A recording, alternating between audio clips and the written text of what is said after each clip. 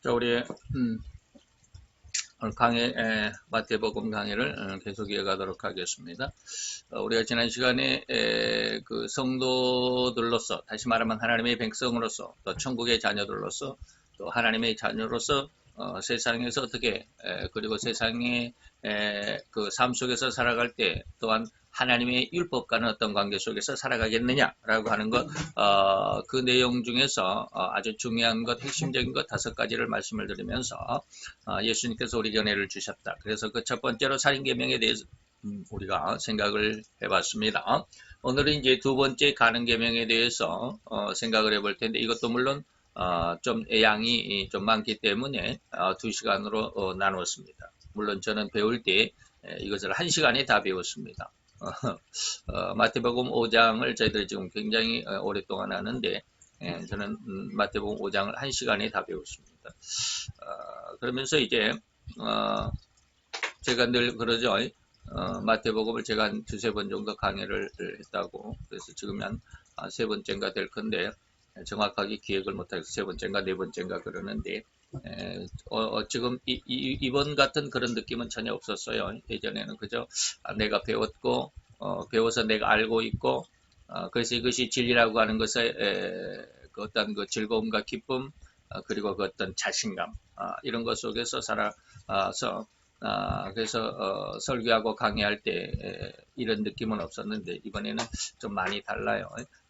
그래서 이제 제 마음의 어떤 감정들을 여러분들에게 다 어떻게 알려드릴 수도, 그리고 또 느끼게 할 수도 없어요. 이거는 느껴본 자만 알아요. 제가 늘 이야기했듯이 처녀와 엄마는 다르다라고 늘 이야기를 하죠. 그래서 둘 다 여자이기는 하지만 처녀는 아직 아기를 낳아보지 않았기 때문에, 아기를 낳아본 것에 아무리 얘기를 하고 아무리 공부를 많이 하고 뭐 산부인과 박사가 돼도 아기 난 그 느낌은 몰라요. 남들이 아기 난 것을 수없이 아기를 받아주고 그렇게 고통하며 또 아기를 낳고 나서 기뻐하고 또 이제 자기가 아기를 받아줬으니까 산모와 또 아빠가 그렇게 감사를 하고, 이런 수없이 그런 인사를 받았다 할지라도 자기가 직접 아기를 낳아보지 않으면 전혀 몰라요. 그런 것처럼 영적인 것도 역시 마찬가지. 아무리 많이 듣고 아무리 많이 얘기를 하고 아무리 많이 기도를 많이 하고 성경을 많이 읽어도 영적인 어떤 그 은혜의 통로가 열려지지 않으면 너무 안타까운 모습 속에 있어요. 그런 것 속에서 그런 것처럼 여러분들에게 제가 느끼는 것을 다 어떻게 느끼게 해줄 수가 없어요. 하나님만이 그렇게 하시죠. 그래서 제가 이제 이런 내용들을 말씀하실 때 여러분들이 좀 관심을 가져주셨으면 하는 그런 마음이에요. 그래서 오늘 본문 말씀을 한번 같이 봉독을 해보도록 하겠습니다. 오늘은 마태오 5장 27절에서 32절까지입니다. 우리 다 같이 한 목소리로 봉독해 봅니다. 또 간음치 말라 하였다는 것을 너희가 들었으나 나는 너희에게 이르노니 여자를 보고 음욕을 품는 자마다 마음에 이미 간음하였느니라. 만일 내 오른눈이 너로 실족해 하거든 빼어내버리라. 내 백체 중 하나가 없어지고 온 몸이 지옥에 던지우지 않은 것이 유익하며, 또 만일 내 오른손이 너로 실족해 하거든 찍어내버리라. 내 백체 중 하나가 없어지고 온 몸이 지옥에 던지우지 않는 것이 유익하니라. 또 일러스되 누구든지 아내를 버리거든 이혼 증서를 줄 것이라 하였으나 나는 너희에게 이르노니 누구든지 음행한 연고 없이 아내를 버리면 이는 저로 간음하게 하며, 또 누구든지 버린 여자에게 장가드는 자도 간음함이니라. 아멘. 이런 말씀 속에서 오늘 말씀을 한번 생각을 해보도록 하겠습니다. 자, 우리가 이제 첫 번째 2시간을 걸쳐서 살인계명에 대해서 말씀을 잘 드렸습니다. 두 번째는 이제 간음계명에 대해서라고 하는 것이죠.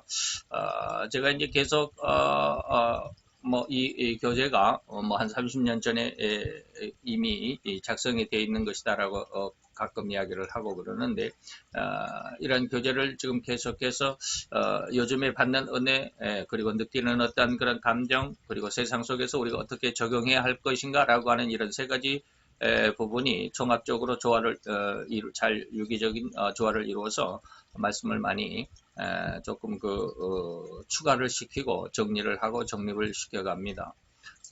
그런데 대해서 그러면서 느끼는 것은 뭐냐면 예전에 느끼지 못했던 것을 이야기를 하죠. 예전에는 이것이 정말 하나님의 진리고 은혜였기 때문에 기뻐하고 감사하고 하나님 앞에 이 말씀을 그리고 또 성도들에게 이 말씀을 증거할 수 있었던 그런 어떤 느낌밖에 없었는데 요즘에는 여기에 내 느낌이 실리고 감정이 실리는 그런 모습이다. 그래서 세상 속에 적용해야 하는 그런 모습이다. 다시 말하면 여러분들도 지금은 성경이 세상 속에 이 세상이 성경대로 움직여 간다라고 하는 느낌이 거의 없을 거예요. 아니 거의 없다라고 하는 것이 아니라 물론 그렇게 말을 해야 되지만 정말 없을 겁니다. 거의가 아니라 완전히 세상이 성경대로 이루어져 간다라고 하는 느낌이 없다라는 거예요. 예. 그래서 천기는 분별할 줄 알지만 시대를 분별하지 못한 말이 바로 그런 거거든요. 우리가 성경만 많이 배우고 신앙생활만 하고 뭐 신학교 가서 공부를 하고 신학대학원을 해서 그래서 학사학위를 석사학위를 그리고 박사학위를 받았다고 그래서 시대를 분별하는 게 아니에요. 제가 어저께 아주 안타까운 그 인터넷 뉴스를 하나 봤어요. 여러분들도 인터넷 검색해 보면 금방 나올 거예요. 이번에 그 김정은이 하고 트럼프 대통령이 그 하노이 말고 저 싱가포르 그 싱가포르 회담 첫 번째 회담을 할 때 그 첫 번째 회담을 하기 전에 김정은이가 트럼프에게 아주 큰 선물을 하나 했습니다. 그게 뭐냐면 북한 땅에 억류되어 있었던 많은 사람들 중에 3사람을 먼저 1차 석방을 했습니다. 그런데 여러분 혹시 기억하실는지 몰라요. 그 3사람 중에 한 사람이 목사였다라고 하는 거. 네? 목사였습니다. 목사님이 선교 활동을 하러 들어갔다가 붙잡혔다라고 여러분들 그렇게 저도 그렇게 뉴스를 들었으니까. 근데 그분에 대해서 쫙 그 인터넷 뉴스에 올라와 있더라고요. 그래서 제가 물론 그분을 제가 비난하는 건 절대 아닙니다. 비난하는 건 절대 아니고 정말로 훌륭하신 분입니다. 근데 그분이 목사라고 하는 타이틀이 목사뿐만 아니라 그분이 신학 박사입니다. 신학 박사예요. 그분이 고등학교까지 한국에서 고등학교를 졸업하고 미국으로 유학을 가가지고 미국에서 대학을 나오는데 신학대학을 나오고 신학 대학원을 나와서 이제 신학 박사까지 받았던 분이신데 그러면서 20여 년을 미국에서 살면서 미국에 정착을 하고 이제 결혼까지 했는데 그 결혼한 분이 누구냐면 조선족이었어요. 조선족이었는데 진짜 조선족이 아니라 북한의 아주 고위급 간부의 육촌 친척이에요. 어마어마해요. 북한에서도 감히 건드리지 못하는 그런 엄청난 가문의 그 여자였는데 그분하고 결혼했는데 자기는 처음에는 몰랐습니다. 근데 이제 그분의 말을 딱 꺼내면 북한에서 엄청난 대우가 이제 뭐라고 그래야 되나 대우를 받게 되는 것이죠. 여러분들이 북한 보면 현영철이라고 하는 거예요. 현영철인지 하는 그분의 육촌인가 되는 분이 그 아내분이신데 그분의 이름을 딱 어떻게 들먹이다 보니까 북한에서 초청이 오고 그냥 뭐 일사천리로 그냥 북한에 그냥 왕래할 수도 있고 그래서 그분이 정말 신학 박사 정확히 하나님의 말씀을 잘 알아들었던 물론 저도 역시 마찬가지예요. 하나님을 알고 성경을 알고 무슨 뭐 신학을 하고 뭐 그래도 정말로 세상을 떠나기가 이렇게 힘들다라고 하는 것을 많이 느끼는데 그분은 신학 박사였습니다. 그리고 자기 그때 당시에 이제 김정일이 시대죠. 그래서 김정일이하고 만나기도 하고 미국인이니까 만나기도 하고 그래서 도움을 많이 받았죠. 현영철인지 이름이 정확hin지 모르겠습니다. 그래서 김정일에게 표창을 3번씩이나 받고 중국하고 그 국경지대에 무슨 백두산 호텔인가 그것을 자기 전 재산 33억을 털어서 그 호텔을 지어가지고 엄청나게 사업을 했어요.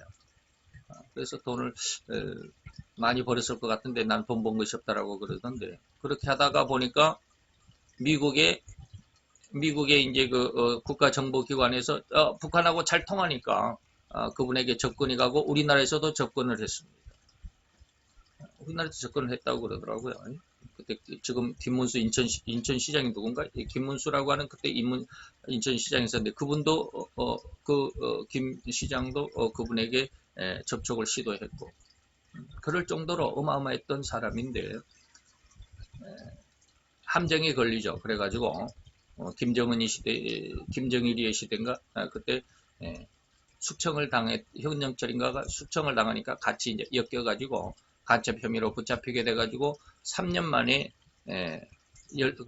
붙잡혔다라는 소식이 미국에 들어가고 그래서 이번에 폼페이오가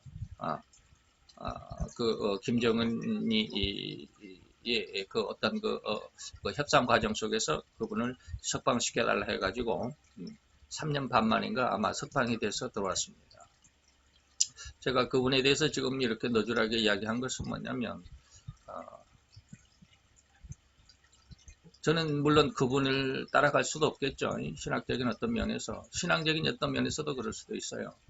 근데 신학 박사 하기까지 그렇게 열심히 공부를 하셨으면 뭔가 좀 알았어야 되는데 어떻게 저렇게 그 사업에 사업에 더 비중을 두셨을까?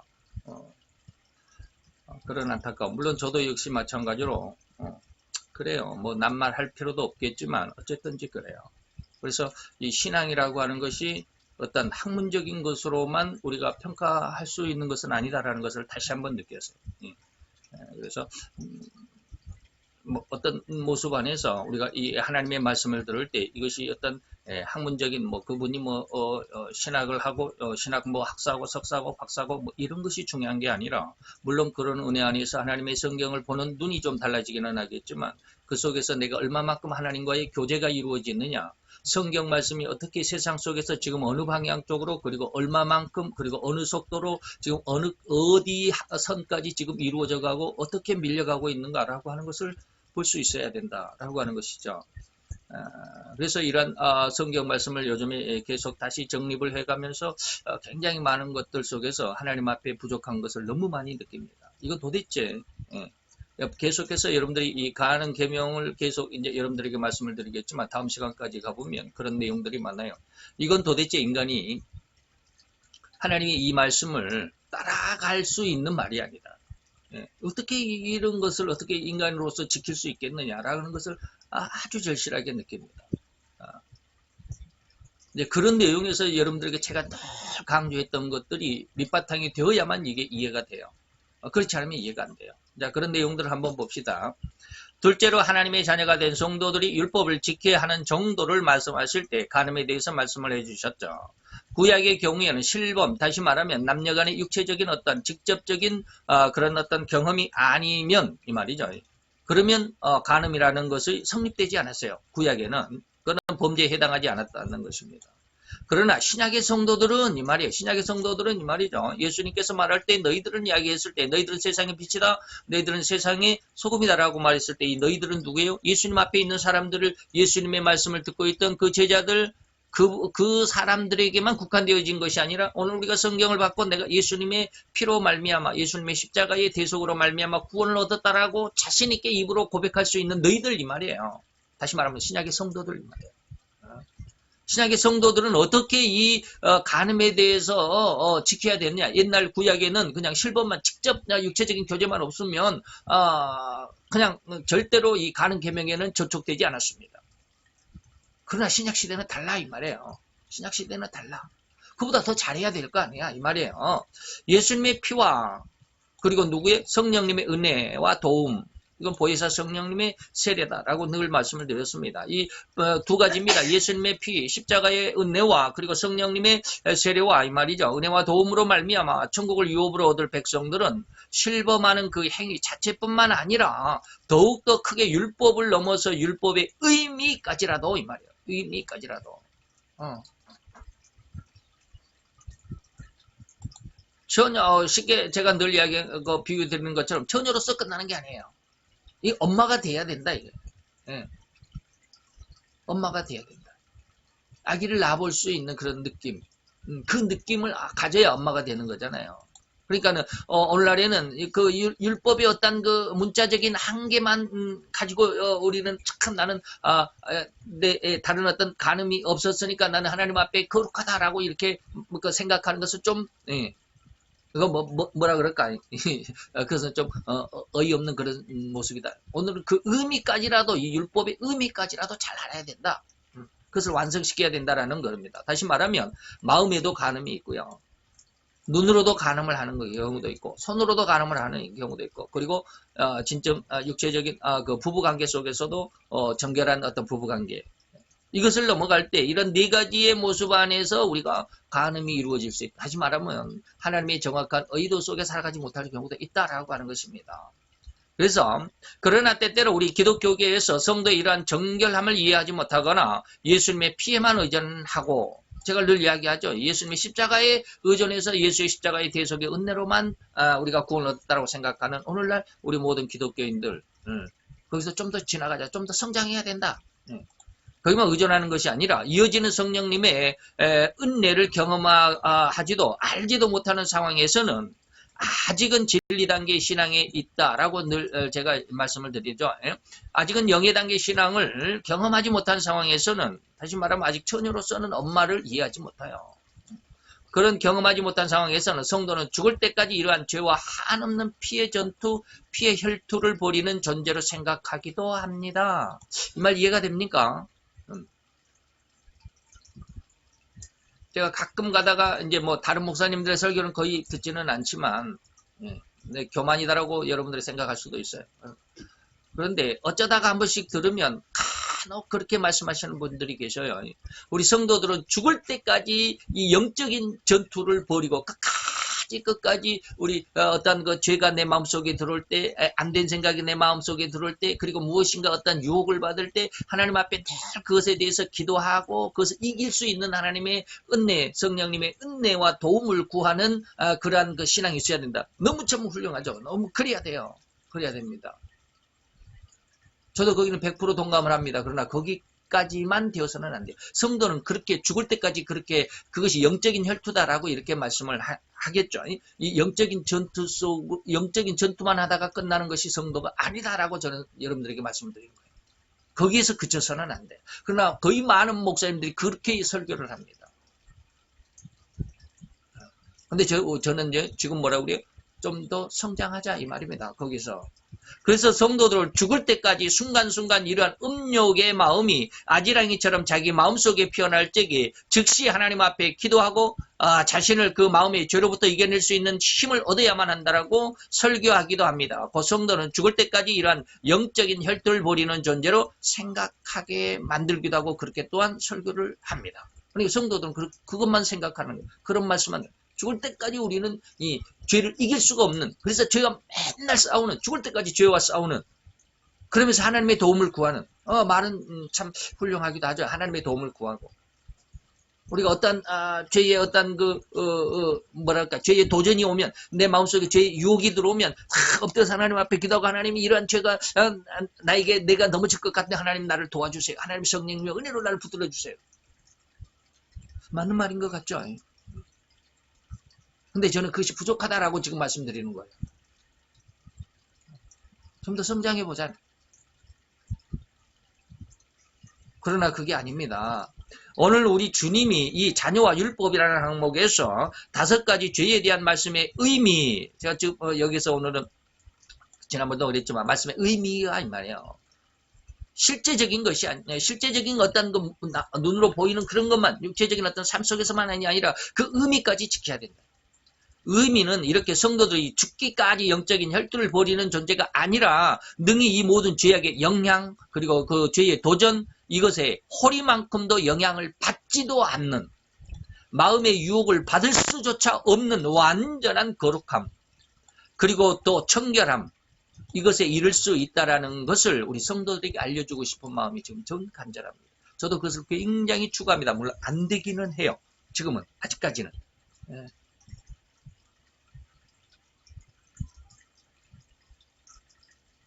처음에 이 은혜를 받을 때 물론 저는 이제 제 경우를 물론 이것이 가는 계명에 대해서만 지금 말씀을 드리니까 그 부분에서만 국한되어서 여러분들에게 말씀을 드릴 수밖에 없습니다. 다른 분야에서는 그 분야에서 또 다르게 여러분들에게 말씀을 드리겠습니다. 살인 계명에 대해서도 제가 그런 말씀을 많이 드렸습니다. 예. 한참 은혜를 받을 때는 정말로 저는 정결한 내 아내와 내 가족들 그 안에만 있기 때문에 나는 정말 간음한 현장, 간음한 어떤 간음의 죄에서 나는 철저하게 청결하다고 생각을 하고 그렇게 믿고 그렇게 설교를 했고 그렇게 살아왔었습니다. 그래서 믿음으로 기도하면 이러한 죄까지도 내 마음속에 들은 그런 음욕의 죄, 어떤 그런 정욕의 어떤 그런 죄가 다 하나님께서 막아주시고 나를 지켜주신다라는 그런 어떤 믿음과 그런 어떤 믿음의 실제적인 삶 속에서 지금까지 살아왔던 건 분명히 사실입니다.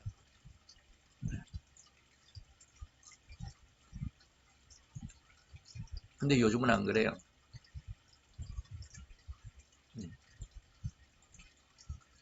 다시 말하면 사단이 우리가 음욕이 우리 마음속에 어떤 음욕의 모습, 제가 이제 앞으로 이제 뭐 눈으로 음욕이 어떤 것이고 마음으로 음욕이 어떤 것이고 또 손으로 또 부부관계 이런 것들을 잘 말씀을 드리겠지만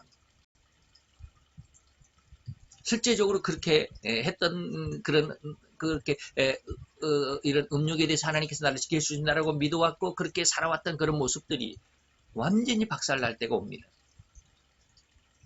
도대체 이것은 이길 수가 없어요. 그래서 사도 바울이 나중에 데살로니가 후서 같은 데도 가보면 그래요. 모든 죄에서 다 정결함을 얻었어요. 모든 죄를 다 벗어났어요. 쉽게 말하면 100가지의 죄가 있다고 한다면 99개까지 다 이기고 아주 피에 혈투로 온몸이 피투성이가 돼가지고 그 죄와 싸우느라고 피투성이가 돼가지고 이 99개를 딱 이기고 이제 마지막 한순간 이제 하나 남았어요. 99개를 이겼는데 그 100개 되는 마지막 그 죄는 이길 수 없더라. 그게 뭐예요? 그게 음욕이요.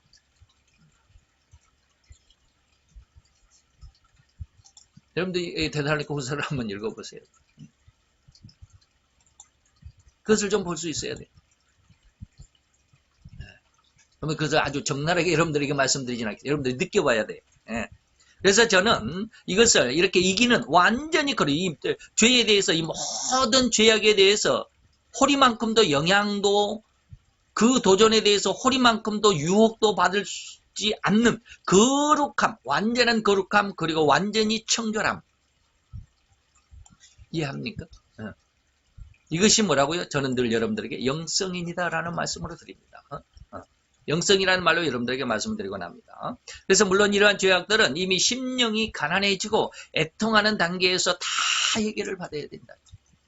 그래서 심령 가난과 애통이 철저하게 다르다라고 하는 것을 여러분들에게 아주 누차게 말씀을 드렸습니다.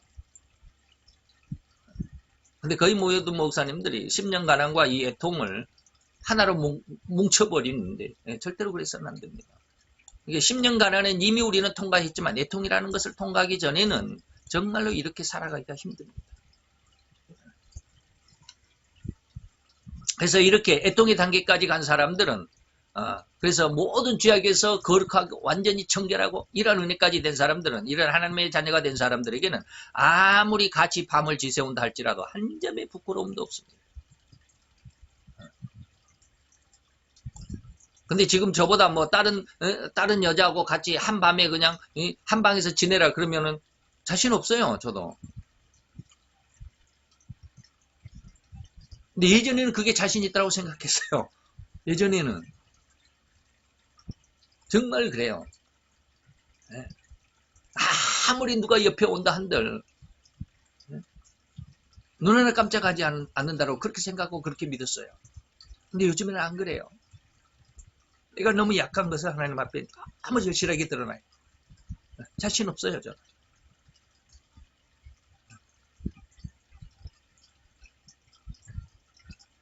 왜? 내 마음속에 죄악이 너무 가득하다라고 이게 절대로 빠지지 않는다라고 하는 것, 이게 해결되지 않고 있다라고 하는 것을 너무 적나라하게 보기 때문에 정말 하나님의 말씀을 지켜가야 이렇게 힘든 것인가요? 근데 이것이 뭐예요? 10년 가난이 아니라 뭐지? 애통하는 단계가 지나야 돼. 철저하게 여기 합격점을 받아야 돼. 이게 야고보서 1장 12절입니다. 시련에 합격이 된 자, 옳다고 인정함을 받는 자 이 말이에요. 근데 아직 저는 합격점을 받지 못했어요. 네? 제가 요즘 계속 정리를 해가면서 사무실에서 책상에 앉아서 일을 하면서 이제 나중에 이제 세 번째가 보상계명. 지금 제가 이제 보상계명을 계속 정리해 가거든요. 보상계명을 정리해 가다가 정리를 할지를 못해. 정리할 수가 없어. 더 이상 진행이 안 돼. 내 모습이 너무 적나라하니까.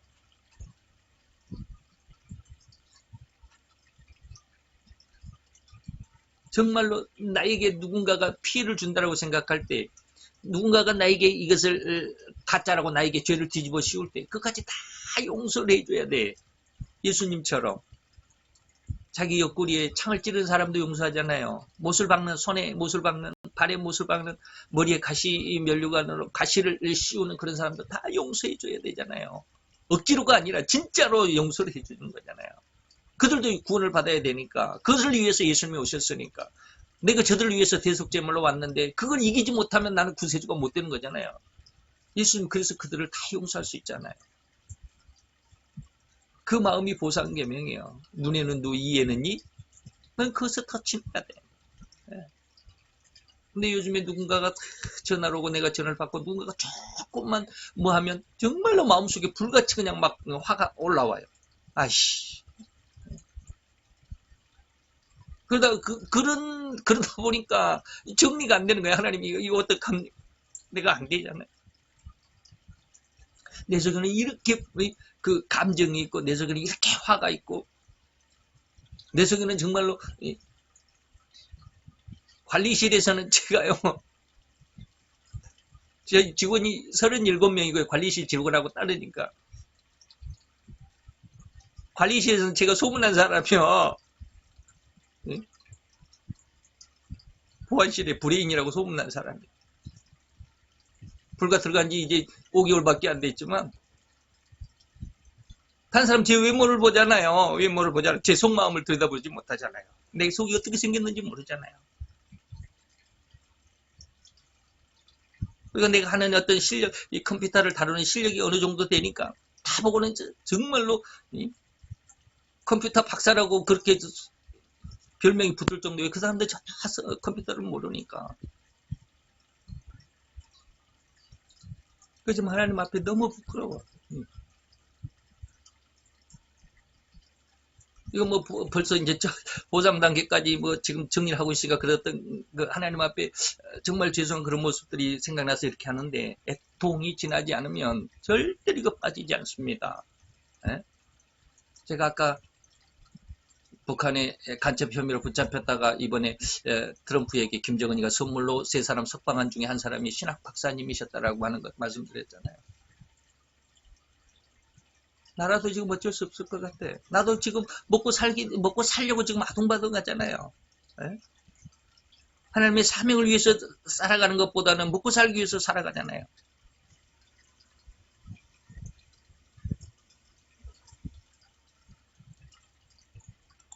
그래서 하나님 앞에 들게 돼. 이 애통의 단계가 영성인이 돼야 세상에 먹고 사는 게 걱정이 안 됩니다. 왜? 세상 다, 뭐, 예수님이 그랬잖아요. 마태오 6장인데 앞으로 우리가 배우겠지만 다음에, 지금 5장을 하니까 다음 때 6장 배우겠지만. 너 먹을 거 걱정하지 마. 입을 거 걱정하지 말아라니까. 내가 들의 새도 보잖아. 내가 다 먹이잖아. 들풀도 내가 다 입히잖아. 너 왜 먹을 거 입을 거 걱정하니?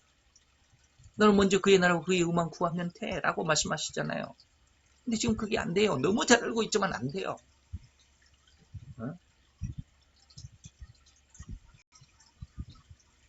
애통하는 단계가 지나야만 됩니다. 이것이 합격이 되어야만 합니다.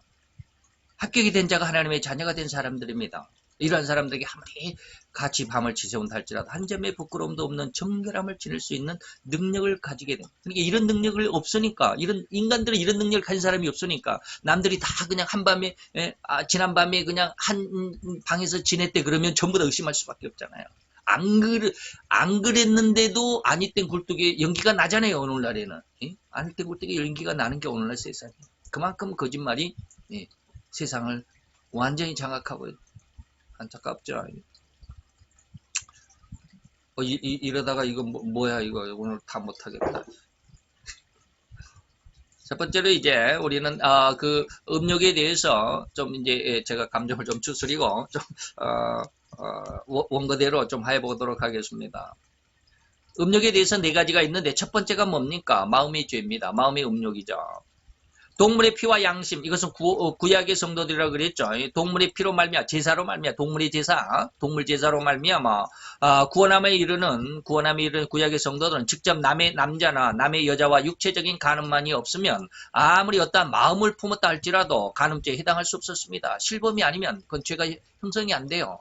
그러나 이제 예수님의 피로 구원함을 얻었던 사람, 그리고 성령님의 도움, 예수님의 피로만 십자가의 은혜로만 구원을 받았다고 생각하는 것이 아니라 거기서 더 나아가 성령님의 도움으로 율법을 완성해야 된다. 이게 영성이다라고 늘 이야기합니다. 이게 보이사 성령의 세례다.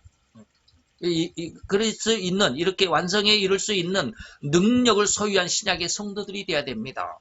다시 말하면 성령님의 은혜는 결코 죄와 함께할 수 없는 거룩하신 하나님의 영이 성령입니다.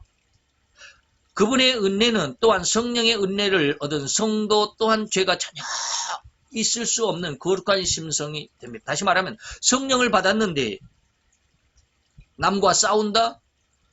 자기 욕심을 낸다? 자기만의 어떤 자기만의 어떤 그 자기의 목만 챙긴다? 이러면 좀 이상하죠.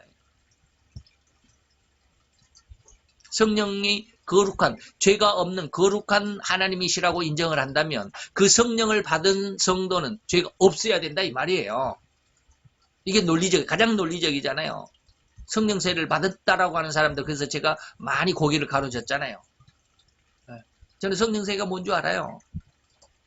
저는 성령 세례가 무엇인 줄 들여다보고 있는 사람이에요. 아직 성령 세례를 완전히 받지는 못했지만 하나님이 성령 세례에 대해서 미리 다 알려주셔서 성령 세례를 받으면 이러한 은혜와 이러한 삶과 이러한 능력을 나타낼 수 있다라는 것 다 알려주셨어요. 아직 제가 그러지는 못하지만 그렇기 때문에 안타깝고 늘 하나님의 말씀 앞에 눈물을 흘리지 않으면 안 될 그런 상황일 수밖에 없어요. 지금은 하나님은 안 되잖아요. 이런 거룩한 심성이 되지 못하잖아요. 그래요. 그래서 성령의 세례를 받은 사람은 죄가 전혀 있을 수 없는 거룩한 심성인데 어찌 죄된 일을 할 수 있겠는가 이 말입니다.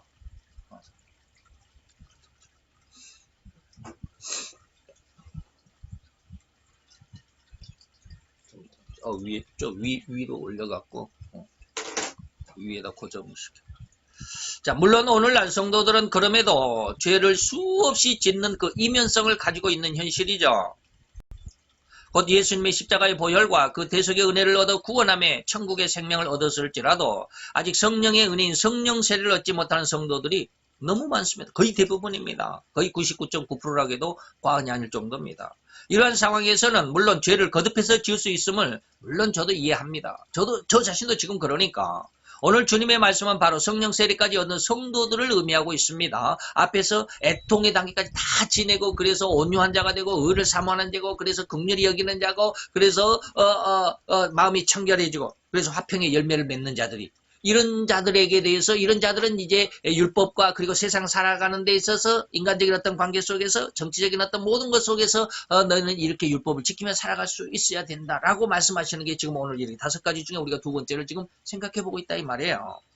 곧 영성인은 하나님의 원하시는 최고의 신앙 상태라고 의미하시면서 바로 이러한 신앙, 곧 영성인의 신앙을 의미하면서 이렇게 말씀하시는 것입니다. 이보다 더 크게 다시 말하면 구약은 동물의 피와 동물의 제사로만 구원함을 얻었던 양심으로만 구원함을 얻었던 그보다는 더 크게 더 의미적으로라도 율법을 지켜야 하는 것이 오늘 우리 성도들입니다. 그래서 마음으로라도 음욕을 품는 자들은 이미 간음한 것으로 하나님은 규정합니다. 구약에서는 무엇이 간음이다? 실범, 남의 남자 내 내 부인, 내 남편이 아는 다른 남자, 다른 여자와의 육체적인 관계를 우리가 간음이라고, 실범에만 구약에서는 간음죄라고 해당이 됐다고 한다면, 오늘 신약에서는 마음에 그런 음욕을 품는 자들, 그것도 이미 간음이야. 이게 마음속으로라도 깨끗함을 유지할 수 있어야 돼.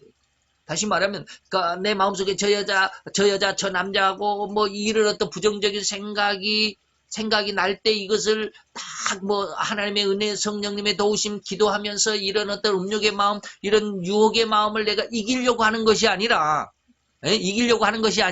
어떻게 해야 된다고? 그 자체가 없는 거예요. 그러한 음욕의 마음 자체가 없어지는 것이 성령 세례입니다. 근데 아직 우리가 성령 세례가 아니기 때문에 그런 음욕의 모습이 많죠. 마음으로라도 음욕을 품는 자들은 이미 간음한 것으로 규정했죠. 여기서 우리는 구분해야 할 것이 있습니다. 이쁜 사람을 이쁜다라고 하는 것은 간음이 아니죠. 그것을 보고 음욕을 안 된 생각을 하니까 그걸 음욕이라고 그러지. 이쁜 사람을 이쁘다라고 해야지. 이쁜 사람을 안 이쁘다라고 그럼 억지로라도 억지로가 아니라 그냥 이쁜 사람을 안 이쁘다라고 생각하는 게 아니죠. 그 사람 참으로 검소하다. 그 사람 겸손하다. 누구에게 시집을 가든지 누구에게 장가를 가든지 참으로 귀한 가정을 이루겠다라고 여길 수 있는 참 훌륭한 인재다. 정말 좋은 사람이다라고 이렇게 그래서 그렇게 다시 돌아볼 수 있는 그러한 눈, 그러한 마음 이것은 간음이 아니다 이 말이에요. 무조건 남의 남자 보고 이쁘다 그런데도 그건 간음이야라고 이렇게 해석해서는 안 된다 이 말입니다. 간음이 되는 마음은 곧 그 마음이 안 된 생각을 품고 쳐다보는 그러한 눈을 의심하는 것입니다.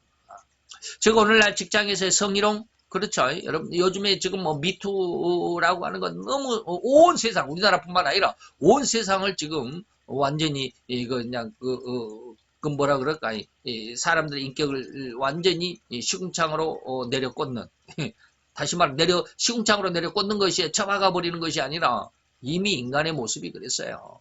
그래서 이제 들춰냈을 뿐이지. 직장에서의 성희롱이 그거죠. 이런 것을 보면서 우리는 얼마나 인간들의 그 치사하고 추악하는 것인지를 알 수 있지 않습니까? 자기 남편이나 자기 아내가 버쳐져 있으면서도 남의 남자나 여자를 성적인 마음을 품고 힐끔거린다라는 그런 마음. 이것이 바로 성희롱의 근원이 아니겠습니까? 이를 예수님은 간음하는 근거라고 하셨으며 이미 간음했다라고 규정하신 것입니다. 그래서 마음으로라도 죄를 짓지 아니하는 그 청결함을 볼 수 있도록 우리는 더욱 하나님 앞에 우리 신앙의 그 성장, 신앙의 성숙을 위해서 하나님 앞에 다 열심히 기도하고 하나님의 말씀의 의미를 깨닫게 되고 기도한다면 여러분들의 마음속에 하나님의 그 말씀의 은혜가 하나하나 주어지게 될 겁니다. 그래서 저희가 성경을 많이 읽으라고 그러는 거예요. 성경을 많이 읽어야 그 말씀으로 하나님께서 우리에게 해석을 해 주시는 거예요. 적용을 시켜주는 거예요. 말씀을 안 읽으면 아무리 기도를 많이 해도 세상에 적용이 안 돼요. 내 그 말씀의 그 기도의 어떤 능력이 세상에 적용이 안 돼요. 내 개인적으로는 은혜가 될 수 있어요. 그러나 세상을 살아가는 어떤 그 세상의 말씀을 하나님의 말씀을 세상에 적용시키는 그 적응력이 없어져요. 떨어져요. 그게 그 뭐라 그럴까요? 성숙되지를 않는다 이 말이에요. 훈련되질 않아요. 그래서 성경 말씀을 많이 읽어라. 하나님의 말씀으로 은혜를 많이 주셔야 돼요. 말씀으로 깨닫게 해주셔야 돼요. 그리고 그 말씀이 깨달음과 동시에 이제 나중에 조금 있으면 그것이 세상 속에서 어떻게 이루어져 가는지를 하나님이 보여주시기도 하고 느끼게도 하십니다. 도대체 저 백목사 지금 뭔 말하는 거야? 라고 하는 사람들도 있어요. 예전에 제가 우리 스승 목사님 이런 설교를 들을 때 제가 그랬으니까 이해가 안 됐어요. 예수님 십자가 은혜만 받으면 뭐 자녀의 자격 7가지 그거 다 통과하는 거 아니야. 꼭 그걸 꼭 굳이 하나하나 체험해야 돼. 이해가 안 됐어요. 이해가 안 됐어요.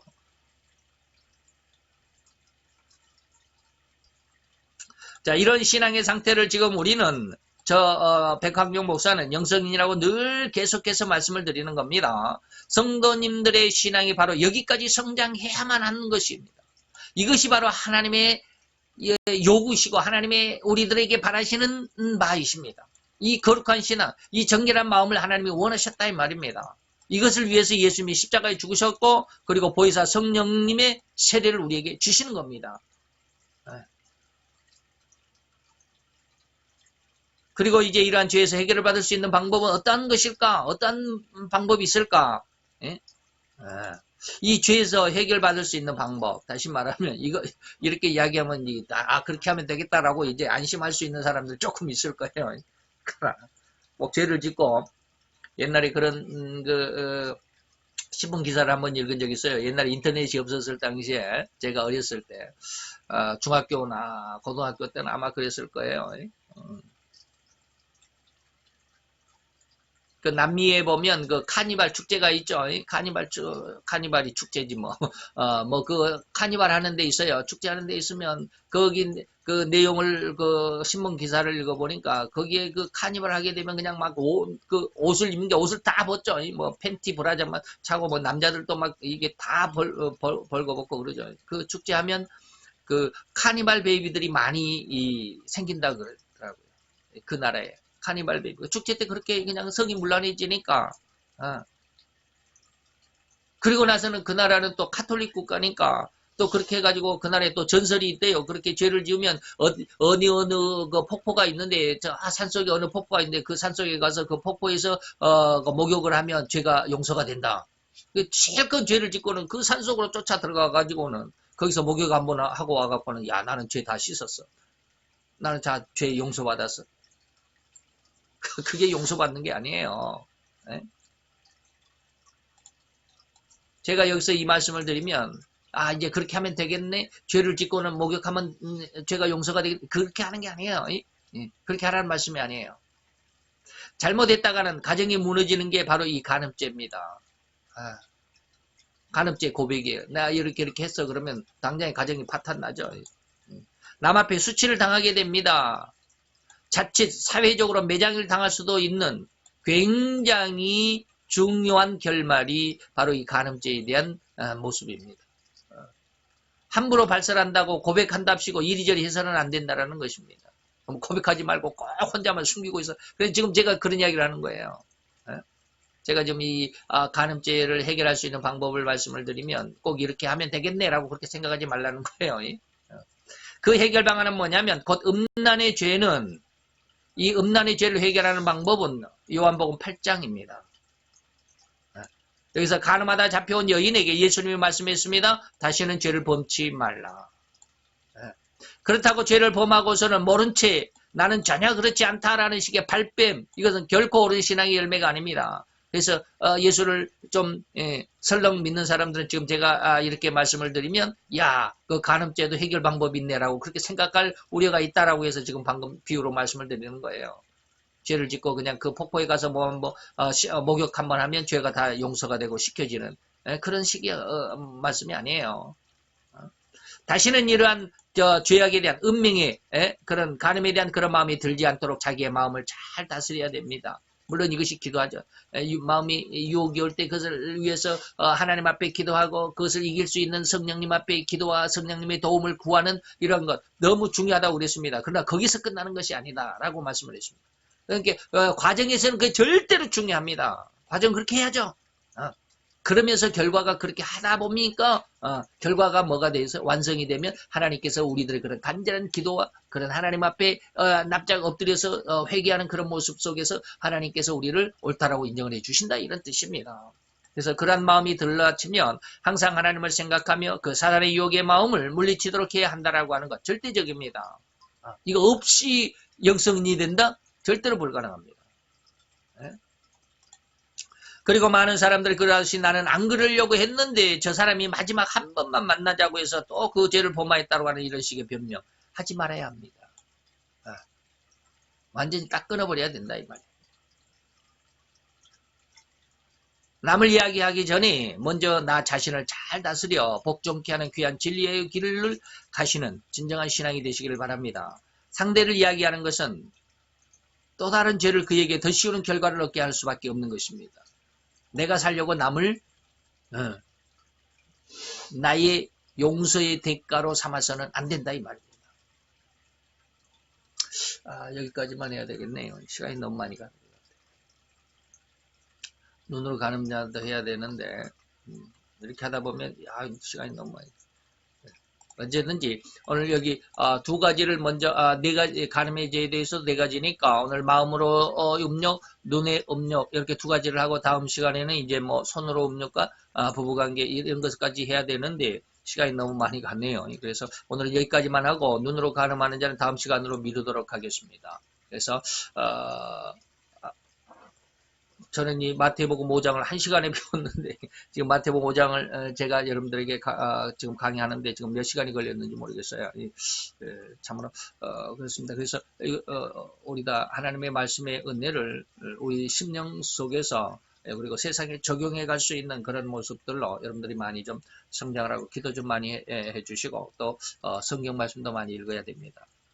정말 성경 뭐라고 우리 다독해라요. 저는 다독해 많이 읽어라. 그렇습니다. 여러분들 좀 많이 읽어주시고요. 그리고 좀 기도도 많이 해주시고.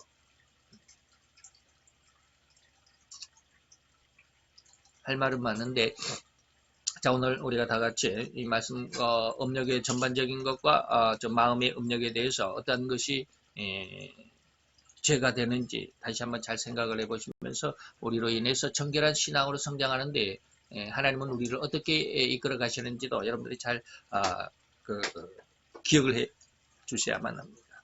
우리 다 같이 기도하도록 하겠습니다.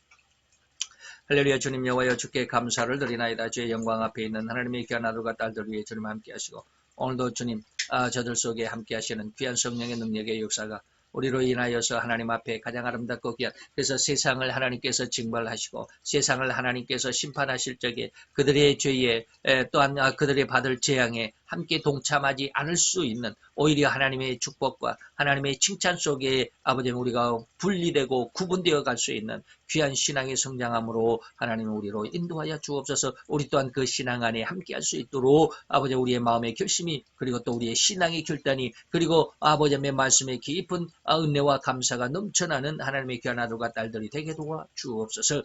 예수 그리스도의 이름으로 감사와 기도드려 싸움나이다. 아멘.